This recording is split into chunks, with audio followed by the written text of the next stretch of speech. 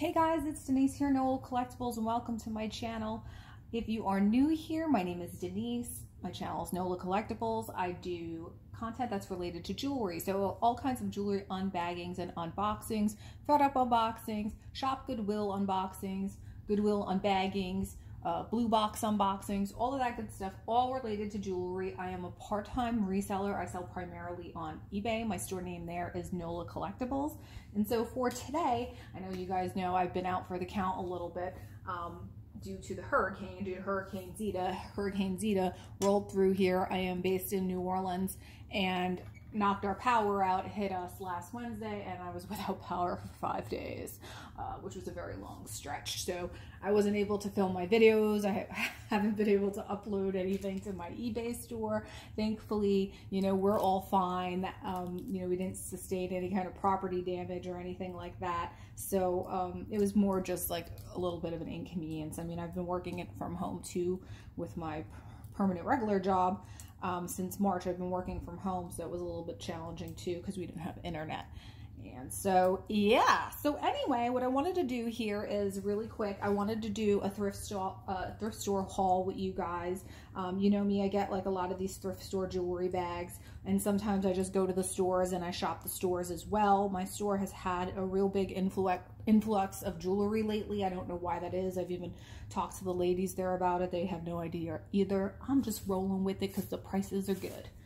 So yeah, I'm gonna get right into it. And so everything that I did pick up was 50% off. The only color that wasn't 50% off this time was the blue tags. And so I always shop like according to the colors. I try to get, you know, my cost of goods down as much as I can. So I only bought a couple of blue tagged items. The rest were all 50% off. So I'm going to get right into it. I pulled out these bracelets right here. And this guy I saw on the shelf. Some of it's like behind the counter. Some of it's hanging out in the public, like where you can just go in the thrift store and check it out. So this was on the shelf. And this is just a new tags J. Crew bracelet. And it's gold tone. It's got this kind of like herringbone pattern. And I thought that this was really, really nice. It's very heavy. It feels substantial. And you can see here the original price on this was $35. So I got this guy for $2. And J. Crew tends to sell really well for me on eBay, so I picked up that guy.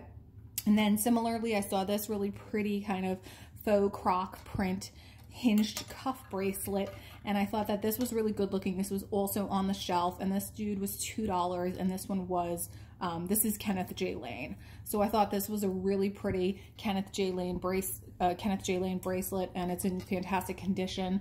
Gold, you know, kind of goes with anything. Easy to wear because it's an open cuff, and so I picked up that guy as well. So a couple of really pretty gold tone, and you know what? Let's keep going with the gold colored items because I've got it.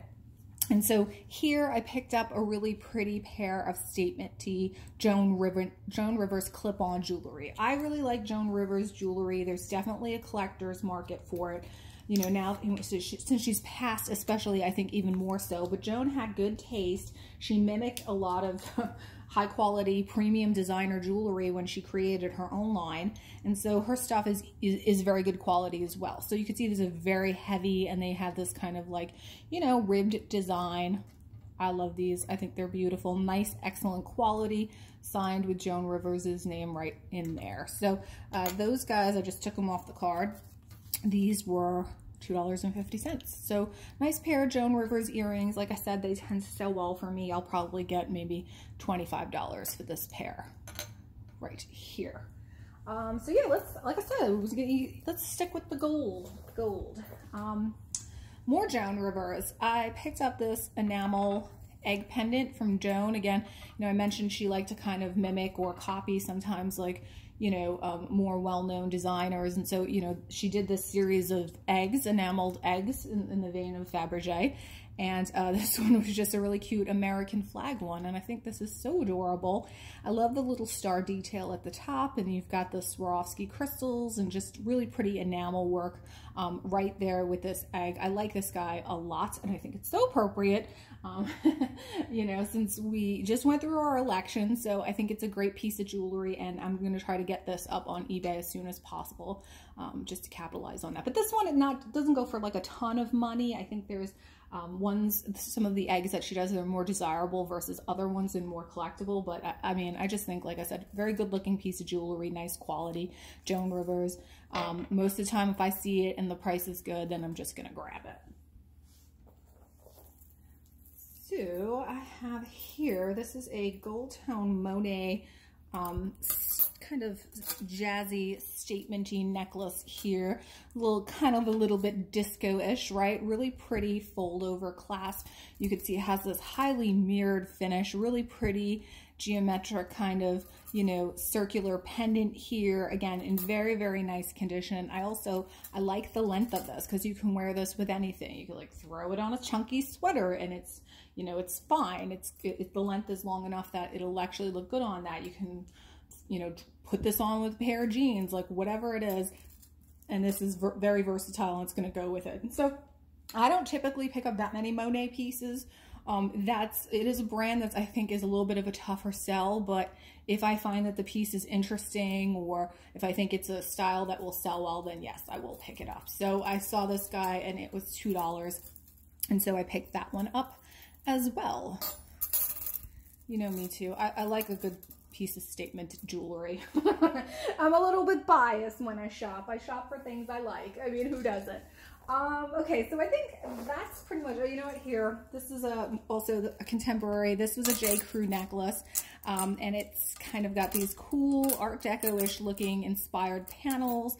It's got this brass finish I really, really like. I like the open like link work on the chain, and again, it's got two-tone metal, gold and silver, and really neat kind of smoky rhinestones and clear rhinestones throughout. So I like this. I think, like I said, I think it's very kind of Art Deco-ish inspired, and this one was $2. So again, J. Crew, I mean, I'd probably get maybe like 25 for this necklace, 25 or 28 if it's, you know, depending. But, you know, J. Crew, sometimes the piece will fly as soon as I list it. It'll go immediately. Sometimes it will sit for a while. So I think it's all, again, dependent kind of like on the style and just finding the right buyer. But I like this necklace. I thought it was nice, high quality. So J. Crew, high quality, nice. So I did grab that one.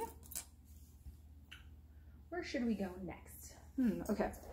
I purchased this one, and this one is 1928, and we all know, you know, 1928 California-based U.S. American jewelry designer. They've been around for a really long time, and the quality of 1928, I think the older quality, and I had this conversation with one of my viewers, Cynthia. Hello, Cynthia. We're having a repeat of our conversation. More recent 1928, I think, is not as nice quality as the older 1928. You can just tell in the weight and the feel of the jewelry. The older jewelry feels like way more substantial, like you can hear this. And so this I picked up because I have sold quite a bit of the 1928 magnifying pieces. So the jewelry that has like the loop at the end of the chain, and you can use it for magnification and for reading, or just to wear it because it looks cute, right? Like it's cute as hell. So this one is like little opera glasses. I thought this was so cute. I think it's different, and I just love it. I think it's so adorable. Yeah, and like I said, I've sold quite a bit of the 1928 magnification pieces. I think I've gotten everywhere, I'd say between 35 and 45 on those guys, kind of like, again, just depending on what's available on the market, and you don't find them that often, so just dependent on what's available, supply and demand, and that will tend to dictate price. But I thought that that was just absolutely adorable. Love that. And so, okay, so we have, let's do Italian. I saw this really beautiful pair, this necklace, vintage Italian glass with the beautiful copper coloration in the beads, hand-blown beads. I just think these are stunning. Lovely turquoise color. $2 I paid for these guys. They were on the shelf. Unfortunately, I do think that this necklace must have broke at some point because it is missing some of the spacer beads. Right over here, you can see there was no spacer beads. So, and then I can also see here in the finish, it has the original barrel clasp closure, but one side, this side right here, is finished a little bit better than the other side. You see how it has the thread wrapped with a little coil, and then on this side there is none of that. So at some point this necklace must have come apart and the original owner maybe tried to do a repair job on it. So that's okay though, because like I said, I think the necklace is beautiful. You know, it's definitely vintage, stunning hand blown glass beads, Italian. I will likely repair this. So it's currently on nylon. I think the nylon is actually possibly original on one side. I'm not sure. I'm gonna have to take a look, like really take a closer look at it. But yeah, here we go. There's like a little knot here that someone tried to tie. I will repair this. I don't know. Maybe I always try to replicate things as close to as possible the original as it should be. And I think the ones that I have of these are on like a fabric. They're strung onto fabric or silk. So I will look at what I've got, how it should be done, and I'll probably replicate that process. But for $2, you know, I can never pass up Italian glass beads, vintage glass beads like this, especially this color. Gorgeous, gorgeous, gorgeous. Love. And so similarly, you know, when I see stuff like that, then when I see stuff like this, I really cannot pass it up. Italian wedding cake glass beads, gorgeous, $3. And this also has the elongated tube beads there as well. So, you know, the wedding cake bead differentiated in that it has this raised profile on the glass that they create by adding additional, you know, glass to the bead, and they're all different because they're all hand blown and handmade. So I have rarely seen one in white. I've sold wedding cake glass beaded necklaces before. I had a beautiful turquoise one not too long ago that I sold. I think that one sold, I want to say maybe for $75 or so.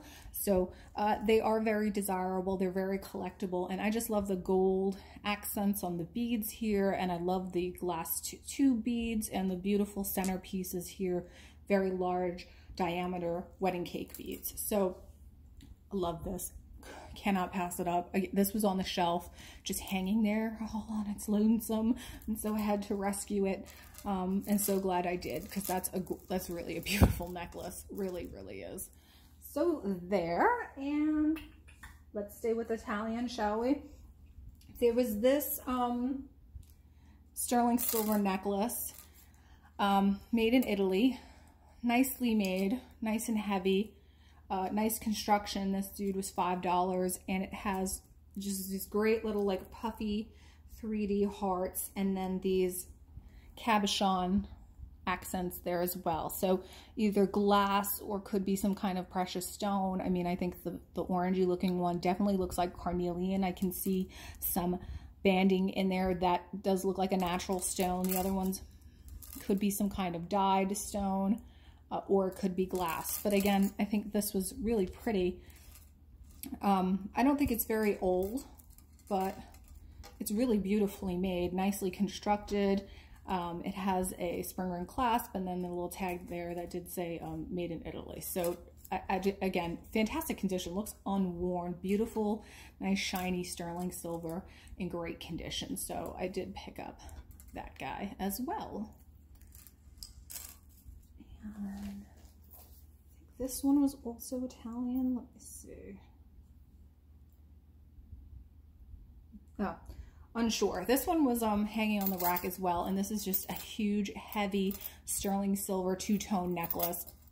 You know, kind of like this open link design. Big, you know, exaggerated spring ring clasp, which, you know, makes it very easy to put on and take off. And you can see the price on there is $3.99. And like I said, this was on the rack, and this was half price. So as soon as I saw this, I snatched it up, because this is just a really nice, high quality piece of jewelry. It does have a hallmark on it. I'm gonna have to go back and like research that a little further. I haven't had a chance to fully research all of these pieces, you know, more in depth. At least, you know, I tend to shop for stuff based on like gut and instinct, and, you know, your knowledge base too. If you know what something is, of course, and it has good value, you're going to pick it up. So, you know, I tend to shop on a combination of all those things. I think we all do. So you have to use everything you've got when you're out thrifting and when you're reselling, because you want to turn around, you want to, you know, yield the highest kind of profit for yourself as a reseller, or you keep it yourself, which I've been known to do as well. But that's a really nice, heavy, nicely constructed sterling silver necklace. Now I guess I'll stick with sterling silver, and I'm gonna pivot here. Let's go with some modern, and this is Robert Lee Morris Studio, and this was a sterling silver. This was in the jewelry case, sterling silver, kind of modernist lariat drop Robert Lee Morris Studio necklace. Robert Lee Morris Studio, I do believe, was sold on QVC for a time, but you know, known for beautiful kind of sterling silver jewelry constructed with a touch of modernism to it. And this one is also very, very heavy. It's got the signature on the inside of what I'll call, this is like this donut kind of thing. And this dude was $10. I just knew it was something, you know, to be completely honest, this almost reminded me, this piece specifically reminded me of Tiffany's. When you look at like that Elsa Peretti and like the bean design that she does, it had this like very kind of like organic and look to it that is reminiscent of Elsa Peretti. So I actually looked to see, I wanted to take a look at it because I thought possibly it could be Elsa Peretti, but it's Robert Lee Morris, which I'm just as happy with, because I do, you know, Robert Lee Morris makes some really beautiful jewelry. So could use a little bit of a buff, so I'll probably just take a silver polishing cloth to it and shine that guy up, and I think that will be as good as new. And I think these are selling for about 130 or so.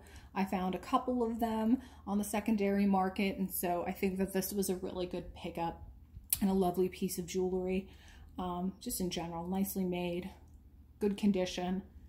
Robert Lee Morris, very collectible as well. There's definitely a good market for Robert Lee Morris jewelry. People actively seek out his designs on the secondary market. Sterling silver, this I picked up pivoting to Native American. I saw this is the one piece of jewelry that I did pay full price for, and this was a whopping $12.99. And this is, I'm going to try to get this straight for you guys. This is a Native American storyteller necklace. I don't think they knew what this was. I mean, I feel they don't know a lot of what the jewelry they have is, you know, and so I recognize this. There's a designer named Carol Felly who's very well known for doing these Native American storyteller bracelets, and it just depicts what is a storyteller. Could be female, could be male, could be sometimes a clown, like, you know, kind of like the village clown, or whoever's entertaining, you know, friends and family and children, and will typically feature, you know, depict the person with the mouth open as they're singing or storytelling, and their captive audience kind of sitting all around them. They're in the seated position, and you know, there's like little children sometimes there's animals that is depicted with the Native American storyteller. And so I think this is a great piece of jewelry, all sterling silver. Each little storyteller is marked on the back with a 925 and does have a signature. And again, I will need to research this. I know it's not Carol Felly, so I'll definitely have to do a little bit more research here. I'm just looking at it, but it's nice. It's heavy. It's nicely made. And so that piece there, I was really, really happy to pick up. You know, I find such random Native American jewelry pieces here in Louisiana, and I think it's because we're next to Texas, quite frankly, and so there's a lot of crossover. People coming between Houston and coming between Texas and Louisiana. It's only like 5 hours away.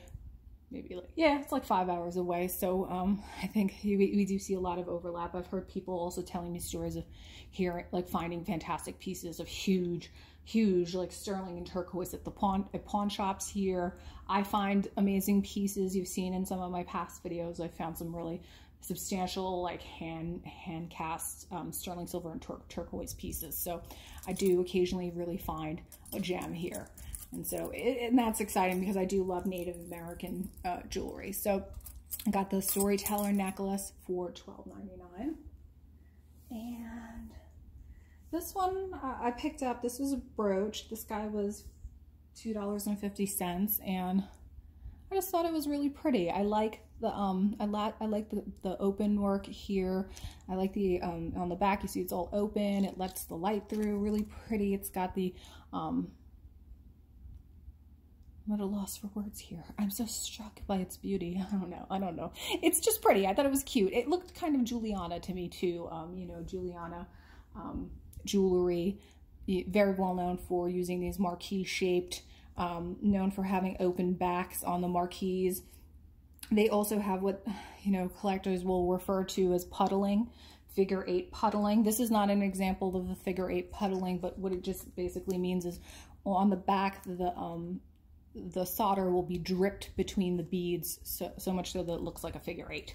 And so that's sometimes an indicator of authenticity of Juliana jewelry. So again, I am not sure that this is Juliana. I will need to research it further. I'll probably do a Google reverse image search. There's also an amazing website called Is It Juliana? And you can enter the color of the rhinestones. You can enter the type of jewelry that it is, and it will show you. It has a very extensive database of gorgeous Juliana jewelry. But I like this. All the rhinestones were intact. I thought it was sweet. So for $2.50, I picked up that one. Very nice.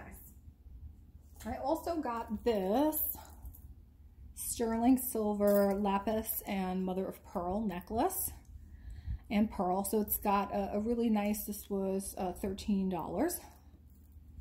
So half price of that. And so I think it was just nice. It looked to me very much like Carolyn Pollock or Relios, her other company. It was giving me that vibe. But, you know, I love the combination here of the mother of pearl with the lapis. And it's nicely made. It's all marked on the back, 925. And this one's marked QT, I think. So, again, I'll just need to look into that a little bit further. But I like the look of it. It was giving me the Carolyn Pollock Relios type of vibes to it, so I picked that up, and I think it's just really beautiful. And this again would look gorgeous with casual and just on its own. This is a beautiful piece of jewelry that's, you know, not too large, but also just nicely constructed and beautiful. I think the mother of pearl here is really stunning. So I got that one, and let's see, what else do we got here? I did pick up this little sterling silver guy. This one was on the shelf too for $3.99, and so it was half price of that. And so I paid $2. And I think a lot of the times they don't know what's real and what's not. And so this guy, definitely sterling silver. You know, I also take my magnet to the thrift store. I have my little magnet, and I clip it onto my crossbody, and that way if I come across something I think is sterling but I'm unsure, I just quickly put the magnet to it in an inconspicuous way, and I'm able to get you know, get a read on as to whether or not it's sterling silver. Most times you can tell. This has, like, you know, the little sterling silver mark on the clasp too, and so I thought this was cute, kind of like almost like an infinity. It was giving me like Stephanie Seymour, Kay Jewelers type of vibes. I thought, like, very much has that look, and that could be blue diamonds. I will need to test those, but you know, they're teeny tiny, but it does have that look. Also maybe like a JTV did this type of kind of jewelry quite a bit as well, and so very delicate but pretty for $2. And so what else? I have just a couple more things here. I did get this, like, you know, what some people will call this a micro mosaic, which is a misnomer. It's not a micro mosaic, it's just a mosaic. But these were typically tourist pieces coming out of Italy. You can see here it says Firenze on it, so it's out of Florence. And I just think they're sweet. This is like a little, you know, like a little mandolin. So cute. I don't know how much this dude costs. I'm sure it wasn't a lot, but I just thought that was sweet. So I have a soft spot for these mosaic pieces out of Italy, so I got that too. This is one more piece, and that's really it, you guys. That's my haul. That's everything. I got this. This is not sterling silver. This is a costume piece. On the back, it's either a brooch or can be worn as a pin, and it has Saint Labre on the back, which Saint Labre, I believe, is a school And so this one was $2.50. I don't think that this is worth a ton of money, but I like it. It has, you know, the Firebird theme, popular theme with Native American jewelry, and I just like the look of it. It's like a little bit kind of like raw looking, looks like it could be handmade, even though it's probably not, but, and I like the chain on it. I thought the chain was really quite beautiful, so I picked up this guy as well. And I do like that you can wear it as a brooch or you can wear it as a necklace. So I thought that's cool. Even though this is not sterling silver, I've sold quite a bit of Native American jewelry that's not sterling silver. Really with the Native American jewelry, it's about the symbolism, not necessarily the materials that are used. So even if it's not real turquoise or real silver, it'll still sell. There's still a collector's market for it. So really cool Firebird right there. I love that. So that's everything, you guys. I was excited. I think I did really good. I love the items that I got. Let me know what you think. Like, what's your favorite piece here? I'm so happy that you're here. I'm happy I was able to put up a video and I've got my internet back and that I could share this all with you guys. So let me know what you think. I hope you have a fabulous weekend. Give me a like on the way out. Subscribe if you haven't already. I always appreciate your support, and I will see you at the next one, guys. Bye.